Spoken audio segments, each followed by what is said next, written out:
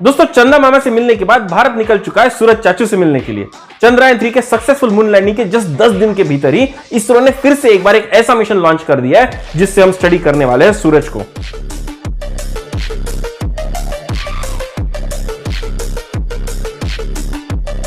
दोस्तों 2 सितंबर 2023 को इसरो ने 11:50 पे एक ऐसा मिशन लॉन्च किया है जो 125 दिन का सफर करने के बाद में एक ऐसे स्थान पर पहुंचने वाला है जहां से वो सूरज को ऑब्जर्व करने वाला है। दोस्तों वैसे तो भारत चंदा मामा के पास 3 बार जा चुका है, लेकिन सूरज चाचू से मिलने की उसकी पहली कोशिश है। तो आइए दोस्तों आदित्य L1 नाम का ये जो मिशन इसरो ने लॉन्च किया है इससे भारत को क्या फायदा होने वाला है ये समझने की कोशिश करते हैं। और उससे भी इंपॉर्टेंट दोस्तों एक ऐसे सवाल के ऊपर डिस्कशन करेंगे जो शायद बहुत लोगों ने आपको सुना होगा। दोस्तों मुझे कई लोगों ने एक सवाल पूछा है कि भारत जैसे गरीब देश में जहां पर भूखमरी की भी सिचुएशन कभी कभी आ जाती है, ऐसे देश में इसरो साल के 2000 से 3000 करोड़ ऐसे ऐसे स्पेस मिशन पे क्यों उड़ा देता है। तो दोस्तों कोशिश करेंगे इस सवाल का एक सही जवाब ढूंढने की। तो चलिए जानते हैं आदित्य L1 के बारे में। भाइयों मैं आपको बता दूं कि ये जो आदित्य L1 मिशन इसरो ने लॉन्च किया है इसका टोटल खर्चा होने वाला है 454 करोड़। अभी आप लोग सोच रहे होंगे कि 454 करोड़ खर्च करने के बाद में अपन तो सूरज चाचू को टच करके आ जाएंगे, पर दोस्तों ऐसा कुछ भी नहीं होने वाला है। ये जो आदित्य L1 मिशन है ना, ये भारत से 15 लाख किलोमीटर दूर जाने वाला है और एक ऐसे पॉइंट पे जाके रुक जाएगा जहां से वो सूरज को कंटिन्यूअसली ऑब्जर्व कर सके। अब आप सोच रहे होंगे ये स्पेसक्राफ्ट वहां पे जाके ऐसा रुक जाएगा, लेकिन ऐसा नहीं होगा। वो वहां पे जाने के बाद में एक हेलो ऑर्बिट में घूमेगा जहां से वो 24/7 सूरज को देख सकता है, उसको स्टडी कर सकता है। तो भाई एक बात तो तय होगी कि अपने को 454 करोड़ खर्च करके सिर्फ और सिर्फ सूरज को जाके देखने का है। तो भाई लेकिन वहां पहुंच के देखेंगे क्या? तो एक बात समझने की जरूरत है कि अपन सबको पता है कि सूरज बहुत गर्म रहता है, हमेशा ही गर्म रहता है, लेकिन उसका जो सरफेस है ना, उसका जो टेम्परेचर होता है और उसका जो एटमॉस्फेयर है उसका जो टेम्परेचर होता है उसमें जमीन आसमान का फर्क होता है।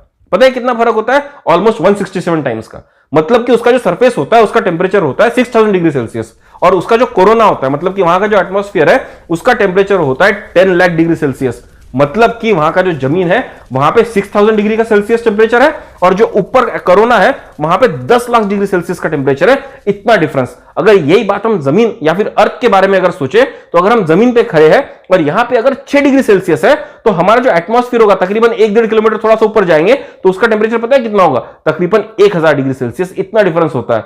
तो भाई ये तो जादू हुआ ना। तो इस जादू का राज ढूंढने के लिए अपन ने भेजा वहां पे आदित्य L1 जो वहां पे बैठ के देखेगा। किस चीज को देखेगा? सूरज की जो 6 लेयर्स होती है उसमें से टॉप 3 लेयर्स को। और दोस्तों टॉप 3 लेयर्स कौन सी है? वो होती है फोटोस्फीयर, क्रोमोस्फीयर और कोरोना। इन टॉप 3 लेयर्स को अगर हम देखेंगे तो हमको पता चल जाएगा कि उनमें ऐसा टेम्परेचर डिफरेंस क्यों है और शायद इससे अंतरिक्ष के बहुत सारे राज अपन लोग खोल पाने वाले। तो दोस्तों 454 करोड़ खर्च करने के बाद में अपने को एक ऐसा राज पता चलने वाला है जो अभी तक गोरों को भी नहीं पता चला, जापानियों को भी नहीं पता चला। तो दोस्तों इसी बात पे ताली तो बनती है। और उसी तरह से दोस्तों जो आदित्य L1 मिशन है ना, ये सोलर विंड्स और मैग्नेटिक फील्ड्स को भी स्टडी करने वाला है। अब आप सोच रहे होंगे इससे मेरे को क्या? तो चलो मैं आपको बताता हूं आपको कैसे फर्क पड़ता है। अब दोस्तों ये जो आपके घर में टीवी, इंटरनेट, मोबाइल सब चल रहा है कि नहीं, इनको चलाने के लिए एक चीज की जरूरत पड़ती, वो पता है क्या है? उसको बोलते हैं सैटेलाइट। और ये जो सैटेलाइट रहता ना, उसको सिर्फ और सिर्फ 2 चीजों से डर लगता। पहला रहता स्पेस डेब्री, मतलब कि अंतरिक्ष में उड़ने वाला कचरा। अभी जो पुराने सैटेलाइट रहते, स्पेसक्राफ्ट रहते, इनका कभी एक्सीडेंट हो जाता तो पूरा कचरा ही कचरा हो जाता। ये कचरा अगर जाके सैटेलाइट को लग गया ना तो सैटेलाइट की ऐसी तैसी हो जाती। तो उसी के लिए उनको बहुत डर लगता है कि ये डेब्री नहीं आना। और दूसरा जो खतरा इनको लगता है वो लगता है सोलर फ्लेयर्स और सोलर विंड से। अब दोस्तों ये जो सूरज रहता है कि नहीं, सूरज जब जलता है जोर जोर से तो उसमें से कुछ चार्ज पार्टिकल बाहर निकलते हैं। ये जो पार्टिकल निकलते हैं रेडियो एक्टिव भी रहते हैं, एटॉमिक भी रहते हैं और चार्ज भी रहते हैं। और ये जो पार्टिकल है बहुत करोड़ों किलोमीटर का ट्रेवल भी कर सकते हैं। तो ऐसी पार्टिकल ट्रैवल करते करते अगर अपने किसी सैटेलाइट को लग गया कि नहीं, तो सैटेलाइट तो हो जाएगा बंद और उसी के साथ में आपके जेब के अंदर जो मोबाइल है, आपके घर के अंदर जो टीवी है, जो इंटरनेट है, पूरा का पूरा हो जाएगा बंद, एकदम डब्बा। तो इसीलिए आदित्य L1 मिशन जो सोलर फील्ड्स को और मैग्नेटिक फील्ड्स को स्टडी करने वाला है वो बहुत इंपॉर्टेंट है और आपको और मेरे को बिल्कुल फर्क पड़ता है इस बात से। उसी तरह से भाई ये जो आदित्य L1 मिशन है कि नहीं, ये एक और काम करने वाला है। ये अपने साइंटिस्ट लोगों को कि नहीं स्पेस वेदर इवेंट समझने के लिए मदद करेगा, मतलब कि स्पेस वेदर को प्रेडिक्ट करने के लिए मदद करेगा। अब आप बोलेंगे भाई ये क्या नहीं बला है भाई? तो भाई डरने का नहीं, इसी बात को समझाने के लिए मैं हूं ना। देखो जैसे कि अपन कभी शिमला, कुल्लू, मनाली, नैनीताल वगैरह घूमने के लिए जाते हैं तो सबसे पहले क्या करते हैं? वेदर फोरकास्ट निकालते हैं। वेदर फोरकास्ट पे देखते हैं उधर बारिश तो नहीं होने वाली, बारिश होंगी तो मैं नहीं जा रहा। उसी तरह से राजस्थान घूमने जा रहे हैं तो बहुत धूप होंगी तो मैं नहीं जा रहा। अगर मौसम सुहाना होगा, सब कुछ बढ़िया होगा तो इसमें जाएगा। उसी तरह से दोस्तों अगर फ्यूचर में कभी मंगल वंगल चांद वांद पे घूमने जाने का होगा तो मौसम देखना पड़ेगा कि नहीं? तो उसी चीज को बोलते हैं स्पेस वेदर प्रेडिक्शन। अब आप बोल रहे होंगे कि मंगल का वेदर जानने का है कि चांद का? भाई इनमें से किसी का भी वेदर नहीं जानने का है, जानने का है वेदर उस रास्ते का जहां से अपन जाने वाले हैं। वो क्या है ना कि अपना जो सन है कि नहीं, वो बहुत बड़ा है और कॉन्स्टेंटली जलते रहता है और उसमें से ऐसा ऐसा फ्लेयर्स निकलते रहता है। कभी कभी ये फ्लेयर्स बहुत ज्यादा निकला कि नहीं तो रास्ते में आने जाने वाले स्पेसक्राफ्ट सैटेलाइट्स को अफेक्ट कर सकता है और वहां पे बड़े बड़े एक्सीडेंट भी कर सकता है। अब आप बोलेंगे भाई मैं कौन सा मंगल घूमने जा रहा हूं? तो भाई बात यह है, तुम नहीं जा रहे मंगल घूमने, लेकिन तुम्हारे नाते पोते अगर एस्ट्रोनॉट बन गए कि नहीं तो उनको जाना पड़ेगा। उसी तरह से अगर अपन धरती पे गंदगी फैलाते रहेगी नहीं तो एक दिन वो जरूर आएगा कि धरती को छोड़ के अपने को चांद पे जाना पड़ेगा, मंगल पे जाना पड़ेगा, कहीं ना कहीं बाहर जाके सेटल होना पड़ेगा। तो आते जाते रहना पड़ेगा अर्थ के ऊपर में। आते जाते मौसम कैसा है पता होना कि नहीं, काम कौन करेगा उसका? आदित्य एल1। अब इतना समझाने के बाद भी अगर कुछ लोगों को लग रहा होगा कि इसरो की जो मिशन होती है प्योर पैसे की बर्बादी है, तो भाई उन सब लोगों के लिए आखिरी बात में बताता हूं। भाई अपने गांव का एक लड़का अगर अमेरिका या यूएस में जाके सेटल हो गया कि नहीं तो पूरे गांव में 56 इंच का सीना ठोक के ढिंडोरा पीटने वाले लोग हैं अपन। अब सोचो अगर अपने इसरो ने चांद के ऊपर मून लैंडिंग कर दी, मंगलयान के आजू बाजू को स्पेसक्राफ्ट घुमा दिया, तो भाई पूरे दुनिया में ढिंडोरा पीटने में कितना मजा आएगा, है कि नहीं? और तो और दोस्तों ये जो गोरे लोग है कि नहीं, गोरे जापानी, इन सब लोगों ने पता है क्या किया, एक एक स्पेसक्राफ्ट कभी चांद के ऊपर छोड़ दिया, कभी मंगल के ऊपर छोड़ दिया, कभी सूरज के ऊपर छोड़ दिया और भाई पूरे दुनिया में ढिंडोरा पीटते रहते कि अपन तो बहुत साइंटिफिक लीडर है वगैरह, है कि नहीं? लेकिन अपने जो लोग हैं उनको जब ये लोग देखते हैं तो उनको लगता है कि भाई अपन तो एकदम गवार है, ये भारतीय लोग तो बिल्कुल अनपढ़ है, गवार है, पता नहीं कहां से आ गए।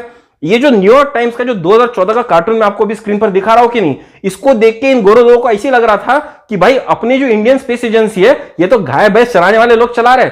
लेकिन जैसे ही अपने इसरो ने भाई मून के ऊपर लैंडिंग कर दी ना, इन लोगों की शक्ल देखने लायक थी। और दोस्तों वो दिन बिल्कुल भी दूर नहीं है जब हम सूरज के पास पहुंच जाएंगे। अगले 125 दिन में हम L1 लाग्रांज पॉइंट पे पहुंच जाएंगे जहां पर हमारा आदित्य L1 एस्टेब्लिश हो जाएगा। और दोस्तों मजे की बात तो यह है कि जो काम ये लोग 7,000-8,000 करोड़ खर्च करके करते कि नहीं, अपनी इसरो सिर्फ 400-500 करोड़ में निपटा देती। चलो एक एग्जांपल देता हूं। 1995 में नासा और यूरोपियन स्पेस एजेंसी ने मिलकर एक सोहो मिशन लॉन्च किया था जो एग्जैक्टली ऑलमोस्ट यही काम करने वाला था जो हमारा आदित्य L1 कर रहा है। वो भी एक हेलो ऑर्बिट में जाने वाला था, L1 पॉइंट पे जाने वाला था और सूरज को देखने वाला था और बहुत सारी स्टडीज करने वाला था। दोस्तों पता है 1995 में इन गोरे लोगों ने कितना पैसा खर्च किया उसके ऊपर? पूरा 1 बिलियन यूरो। मतलब कि आज के खर्चे में अगर इसको निकालेंगे ना तो कम से कम 15,000 से 20,000 करोड़ रुपए। और अपना आदित्य पता है कितने में जा रहा? सिर्फ और सिर्फ 454 करोड़ में। मतलब इन गोरों ने जितना पैसा खर्च किया उसके सिर्फ और 2 और 3% के हिस्से में अपन सूरज तक पहुंच जा रहे भाई। तो दोस्तों ये जो सस्ते सस्ते चमत्कार जो अपन कर रहे हैं ना, इसके लिए थोड़ा बहुत खर्चा तो करना पड़ेगा ना भाई। और एक बात याद रखने वाली यह है कि आत्मसम्मान जो होता है ना वो खरीदा नहीं जा सकता, उसको कमाना ही पड़ता। और दुनिया की इस स्पेस रेस में भारत के लिए जो आत्मसम्मान चाहिए ना वो इसरो अपने को कमा के दे रहा है और इस बात से मुझे बहुत गर्व महसूस होता है। और अगर आपको भी ऐसा गर्व महसूस हो रहा है तो मुझको कमेंट बॉक्स में कमेंट करके जरूर बताने का। और दोस्तों इसी तरह की नई नई कहानी एकदम आसान भाषा में समझाने के लिए आपके सामने मैं हमेशा आता रहूंगा। तब तक के लिए सब्सक्राइब कीजिए हमारा चैनल वैल्यू एडिशन।